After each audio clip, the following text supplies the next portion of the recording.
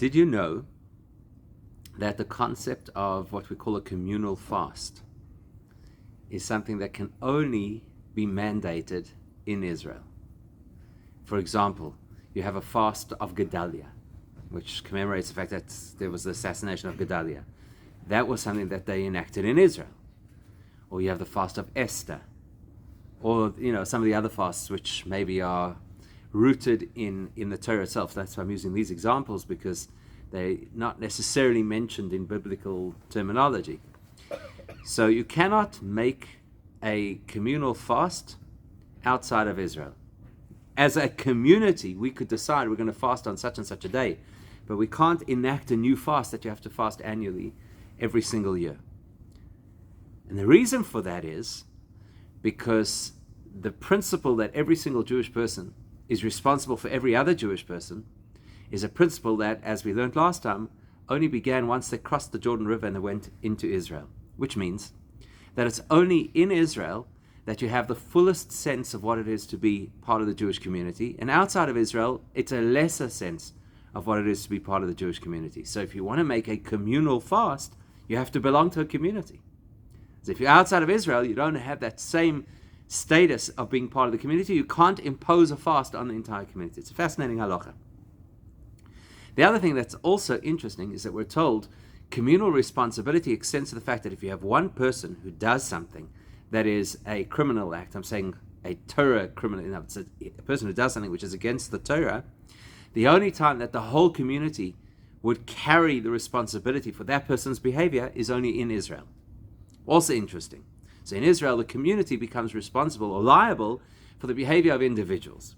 And the reason that this is important is because we said to understand the difference between the Jerusalem and the Babylonian Talmud about how responsibility extends to somebody. In other words, if I step forward as the guarantor on somebody's loan, we said it depends on the culture of the place. Sometimes you decide the law based on the prevailing culture of the place that you're in. So in Israel, where there's this tremendous culture of community, if a person wants to go and help somebody else out, we say there's an easy path to doing so. And so just saying that you're going to help them out already makes you responsible because you're part of this culture of community. Whereas if you're outside of Israel, it's not good enough just to say, I'm going to step in after the loan has already happened and I'm going to now be the guarantor. You actually have to do something formal in order to consolidate that position because it's not a natural community. You have to create that responsibility. Okay, those are the distinctions that we made, which is really interesting. Now, this Gemara that discusses this issue about the guarantor stepping in after the loan has already happened, or maybe in an intense situation where somebody's literally being attacked in the street, this Gemara is called Bava Basra. And this is the last piece of Bava Basra. Now, for those people who know Gemara, you'll know that there are what we call the three bavois. A bava is an Aramaic word for a gate, and there are three tractates of the Gemara that are called bavois. There's Bava Kama, the first gate, Bava Metzia, the middle gate, and this one that we're studying now is Bava Basra, the last gate. And they speak about similar topics. Bava Kama speaks primarily about the liability that you have if you cause or your property or animal causes damage to somebody else, the responsibilities that you have. Bava Metzia speaks mainly about the responsibilities that we have to each other in terms of protecting each other's property, returning lost items, and so forth. And Bava Basra speaks mainly about property rights. So if people share a property, how they go about dividing it in an equitable way, or what responsibilities we have in terms of protection of privacy and property, etc. Those are the three bavois. What's interesting is that even though they're divided into three separate categories, three separate tractates, three separate volumes of Gemara, but we are told that they fall under one umbrella, which is called nezikin, the responsibility that you have for potential damage to somebody else. And the Gemara uses the expression, kulon nezikin choda masechtehi. The whole of nezikin, these laws of damages, even though they're divided into three volumes, it's actually one volume. It's just been subdivided. That's one continuum, one message, one overarching principle. We're told from a mystical perspective that the reason, if it's all one theme, the reason it's split into three, it's not just because it would be this massive unwieldy book, right, if you had just all of them put into a single volume. The reason is because it represents the three major stages of Jewish history. The first stage of Jewish history continued until the destruction of the first Beis HaMikdash, the first temple. The second phase of Jewish history continued until the destruction of the second temple, a much shorter piece of history.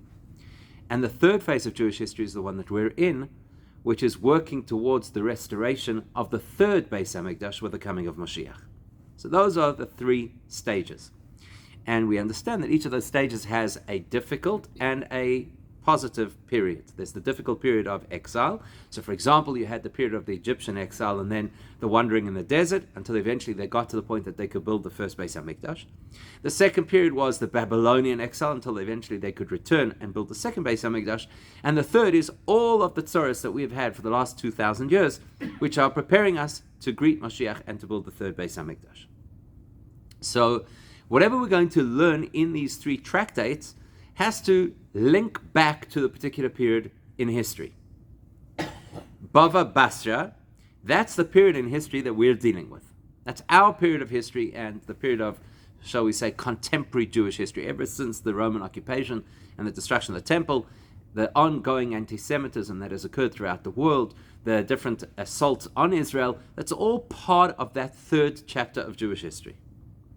So now, if this Gemara is supposed to represent that chapter of Jewish history, then we have to pay attention to how this Gemara begins and how this Gemara ends, because that's going to be relevant to teaching us the two bookends of this period of Jewish history.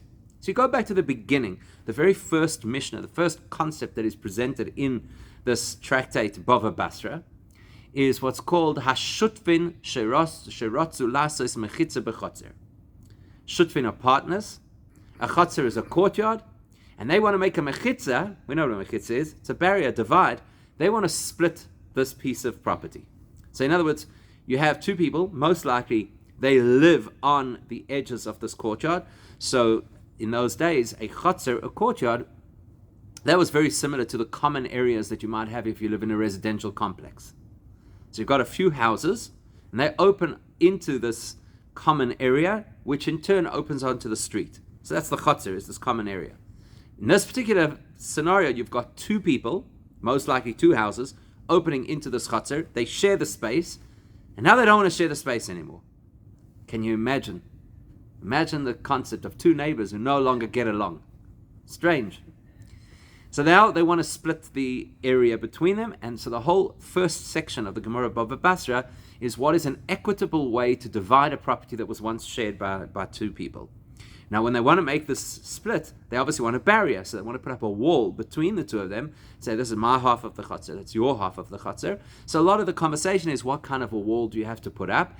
As well as, what happens if one day that wall collapses? How do you then divide both the material that the wall was made out of and the piece that the wall occupied? It's exactly like our property here, where if you look on the town plans, you realize that the neighbors behind us actually encroach 0.5 meter onto our property. And you can actually see it in the back wall, that part of the wall is further forward than the other part of the wall, because part of it is an encroachment. So one day when they eventually get around to rebuilding the wall, which they've been promising now for 3 years, it will be adjusted. Now that's the kind of debate you have with your neighbor. The wall was here, no, the wall was there. You know, you're taking part of my property, taking part of your property. So it's all that debate around this mechitza, this division, which exists between the partners. And that has a very profound spiritual message as well. The beginning of this third chapter of Jewish history starts with some kind of a division or barrier between the two partners in creation, us and Hashem. That's how we landed up in this mess, because there was a conflict. We perhaps were not behaving the way that we should, and Hashem says, right, we're going to make a little bit of a division over here. So instead of me being part of your courtyard and being present and you experiencing the divine experience and having a Beis HaMikdash, I'm stepping away and I'm putting up a barrier. In fact, we even have a pasuk, a verse that says, when we talk about Mashiach, we say this in Kiddush Levana once a month. We say, Hine ze oimed achar kosleinu, that Mashiach is standing behind our wall, because there is this barrier that's been created between Hashem and us, and Mashiach is standing behind that wall. The nice part of that verse, by the way, is that it says, Meitzit mina charakim, and he's looking at us through the cracks in the wall, which implies that the wall is starting to come down. And that's one of the reasons we say it at that particular point, because the prayer, Kiddush Levana, is very much associated with the coming of Mashiach. Okay, that's a sidebar. So the point is, how does this tractate begin? It begins with a fallout, that they're partners who are no longer partners. The people don't see eye to eye anymore. They don't want to share the same space anymore. And that is metaphoric of Hashem and the Jewish people, the start of this period in our history, which we call generically the Golus, this period of exile. The end of this tractate is talking about a guy who's stepping forward to stand surety for somebody else who landed themselves up in financial trouble. And, as we did learn from Ben Nanas, that it's possibly even a very dramatic situation where the debtor is being throttled in the street by the creditor. And now somebody's stepping forward to help resolve that problem. That is metaphoric for the end of the Golus, which is essentially the time where Hashem looks at us, sees that we're being throttled, and says, I have to step in and I have to do something in order to protect you. So this theme of arevus, of the responsibility that we have for each other, extends further. It's not only the responsibility I have as a Jewish person for you as a Jewish person, but it also describes the responsibility that Hashem has for his people. So in our story, we're the debtors. What does a debtor mean? It means you owe somebody something. And we owe Hashem a debt, because there was a period, maybe it's still continuing, you could argue, that we didn't fulfill our obligations. In this week's parasha, one of the other things that we read in this week's parasha is the idea of responsibility that you have if you're looking after somebody else's property. So the Torah presents 4 possibilities. The one is you borrow something from somebody else. Obviously, you have to look after their property because you borrowed it. The other is somebody pays you money to look after their property. So like you run a business where you have safety deposit boxes and somebody rents the safety deposit box from you. It's your responsibility to provide security. The other possibility is somebody rents an item from you. Obviously, they are responsible to return it to you in good order. And the last possibility is somebody who's really nice and says, don't worry, I'll watch your bag while you go to the bathroom in the middle of an international airport, where obviously they're taking the responsibility to look after your things. But right across the board, the idea is that if somebody gives you something to look after, you have to look after it. And we, every single one of us, if you think about it, on a daily basis, we're given something to look after. It's called our neshama. Every single morning, we get up in the morning, we say, you return my neshama to me. That means I have responsibility. It's not a freebie. And at the end of every single day, if we do an honest self-assessment, we're in debt. Hashem gave us a neshama with certain expectations of what we're going to do with it. And now we are a little bit behind on our payments. Reminds me a little bit of there was a shaliach, and the Rebbe told him that when you make up your debts of the learning that you're supposed to do, you're supposed to learn every day, the Chumash, the Tanya, the Rambam, when you are up to date and you don't have any debts in your learning, you'll also have no debts in your budget. So that's the way it works. The things that happen to Jewish people physically are a reflection of where we are spiritually. So if we are spiritually indebted to Hashem, then we can expect that we're going to pay a price in our day-to-day lives. So why is there anti-Semitism? Why is there somebody throttling us in the street? Because we're in debt. We owe something. We haven't yet paid our debt. That's why it's been such a long and difficult process going through the scholars, because we have a lot of things we have to resolve with Hashem ever since the days where we had that original fallout where he said, that's it, I'm making a barrier between us. Now let's be honest. Do you honestly think we're going to sort this out on our own? We're going to pay this debt on our own? Where from? We know ourselves, we know our circumstances, we know how difficult it is, we know the challenges that we have. So we really need Hashem to step in and help us. In the same way as the person who thought that they were going to be able to repay the loan, now they discover that they can't, they need a benevolent member of the community to step forward and say, you know what, I'll help you out. I'll be the guarantor on your loan. That's what we need. So we need Hashem to step in and to help us out of this mess, to help us over the finish line. We're going to do our best. We're probably not going to fulfill our obligations. So we need Hashem to step in and to help us out. The question is, what does it take for Hashem to step into the mix? And again, what it's going to take is a reflection of what it takes for us to step in to help each other. Meaning, Hashem treats us in the way that we treat others. And that's an axiom right across the board. For example, the Mishnah in Pirkei Avos basically tells us that if we judge other people, we have to expect that Hashem's going to judge us. So if we judge them favorably, he'll judge us favorably. If we judge them critically, then Hashem will judge us critically. We know that Hashem tells us, if you extend yourself to help other people, to give tzedakah, then I'll give you more money. We know that principle. So Hashem is always going to treat us in the way that we treat others. That's why this whole conversation around what is the level of responsibility that we feel to our fellow Jews is directly related to how much responsibility is Hashem going to take for us. So if, God forbid, we are in a position where we see somebody else going through tzoros, and we say, listen, it's not my problem. They got themselves into this mess. It's not for me to have to come and rescue them. Well, then God forbid Hashem could say to us, you got yourself into this mess, and I don't have to come and necessarily rescue you. And we'd hate that to be the outcome, right? Hate that to be the outcome. So we need to show sensitivity to our community, to our fellow Jews, in order to expect that kind of compassion from Hashem as well. But as we've learned, there are two different cultures. There's an Israel culture and there's a diaspora culture. An Israel culture is where you feel that you're part of the community. It's kind of inescapable. You feel that you're part of the community. Whereas a diaspora reality is that you debate whether or not you're part of the community. So the difference between the two is this. Here's a guy walking down the street, and the next thing he sees Yankel is getting beaten by Shmerel. He says, Yankel, what's going on? He owes me money. What prompts the guy walking down the street to now say, I'm going to help you? Well, what's happening over here? So if the person lives in Israel, we say to watch a fellow Jew squirming is painful to him because he feels part of the same community. So because he feels the pain of that fellow Jew, that's why he's stepping in to help him. And because he feels the pain of that fellow Jew, it is binding.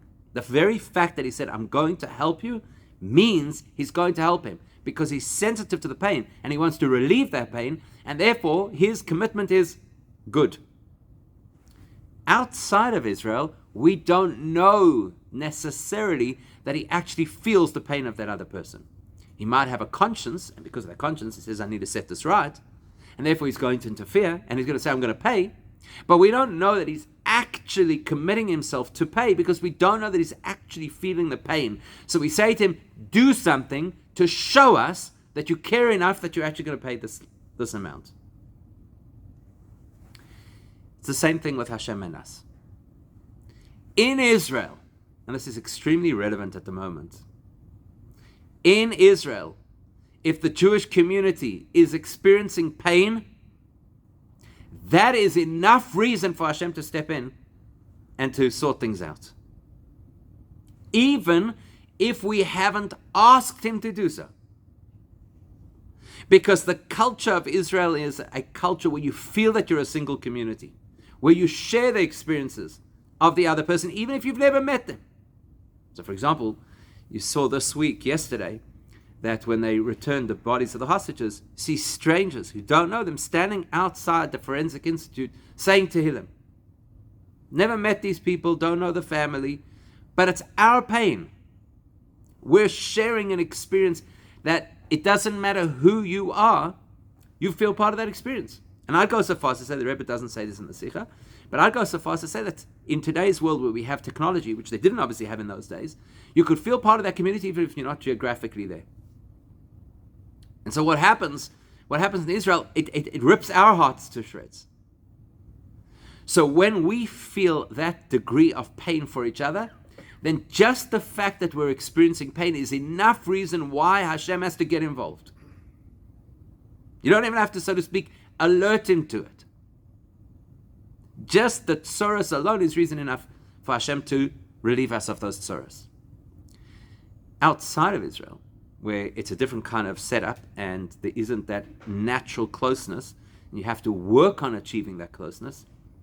I feel that that's one of the reasons people are so taken when they come to our community here in South Africa, because they see that we have worked on that closeness, right? Here we have a very unique community that people really are connected to each other, in spite of the fact that they don't have that natural environment of living in the land of Israel. So, but typically, in regular communities, in the diaspora, it's not natural.